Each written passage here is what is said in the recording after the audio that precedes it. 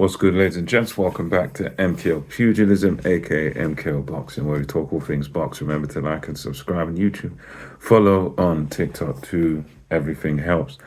So let's get into this one. So this is just a brief little video, bit of breaking news that there's been a fight now. It's going to take place on Zuffa Boxing. It's going to be Opetaia making his Zuffa Boxing debut, and he's going to be facing off against Brandon Glanton.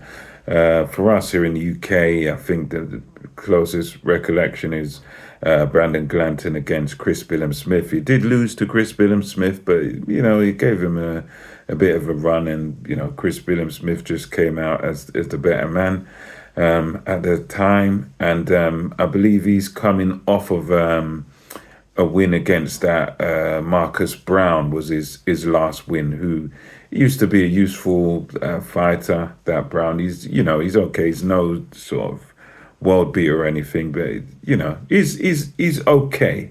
He's okay, nothing special. But yeah, I believe Glanton is coming off of a win over that guy, and I think compared to who we've seen Opetaia fight in recent years, this is going to be sort of one of the better guys, one of the best guys that he's fought in recent years, because everything so far, a lot of it apart from, we could say, Maris Bradis. Apart from Maris Bradis, there's maybe one fight or so you may have struggled with before, but that one, the two fights with Bradis, one he broke his jaw in the first one, and then the second one he won it not too long ago. But Bradis is the only one who's been able to give him a challenge, give him a run for his money, and he's beat Bradis twice, but he's had broken jaws to endure for it. So that's been really the only sort of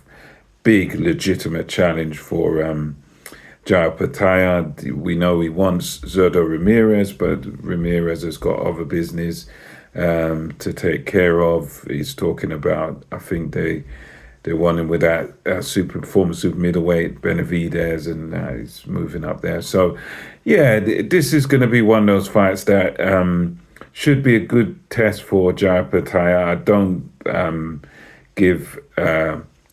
don't give Brandon much of a chance of winning here, but I think he will. He'll push Opetaia, and he'll make Opetaia have to sort of be on his game to beat him, because he's no joke. He's no joke. This guy, only to really Chris Billam-Smith he lost, and he's one of those guys. Not a great fighter, but very solid.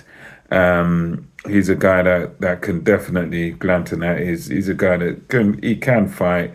He's tough, he's quite durable, and he's got decent fundamentals, decent little boxing skills. But I think Opetaia is kind of head and shoulders above him in terms of levels, but he'll probably get pushed. He'll probably get pushed in this fight, because it's probably upper level from the guys that he's been fighting recently, and through no real fault of his own. Opetaia, I mean, there's not really much you can do. Billam-Smith didn't want it. They're talking about money, and the other champions don't seem to want it, and he wants to unify. So this is his debut there, and this is an opportunity for him to at least have a bit of a solid test, and it's going to be for the Zuffa belt. The Zuffa belt, obviously famously associated with Dana White.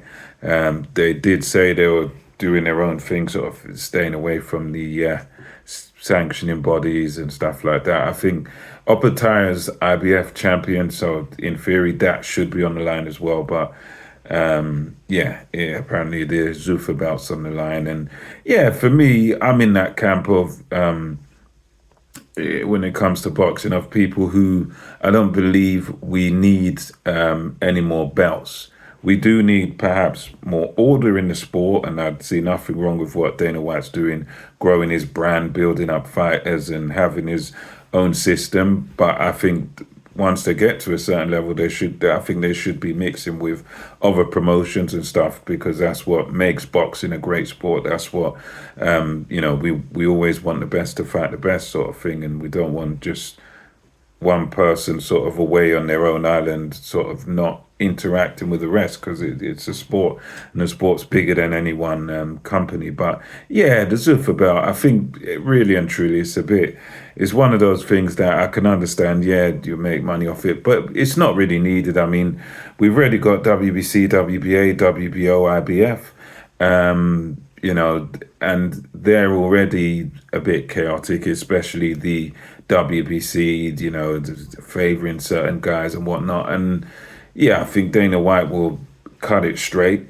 But adding another belt now, if that's what it's, if what advertises to be believed, I think that would be my only sort of objection to it. I think that's a bit silly, because it's already oversaturated and overpopulated with belts. So the last thing we need is another belt to, again, add to the chaos. But aside from that, I expect it should be a decent fight. And Opetaia, for me, definitely comes out the winner, probably via late stoppage, I would expect. I expect Glanton might be able to push him to the late rounds and, worm his way through. But I think Opetaia probably gets to him and takes him out late. Anyway, let me know your thoughts on this. Opetaia versus Brandon Glanton for the what should be the IBF. I'm not an official announcement on it, but I've definitely seen the Zuffa belt being advertised with. So let me know your thoughts. Until next time, it's MKO Boxing, over and out.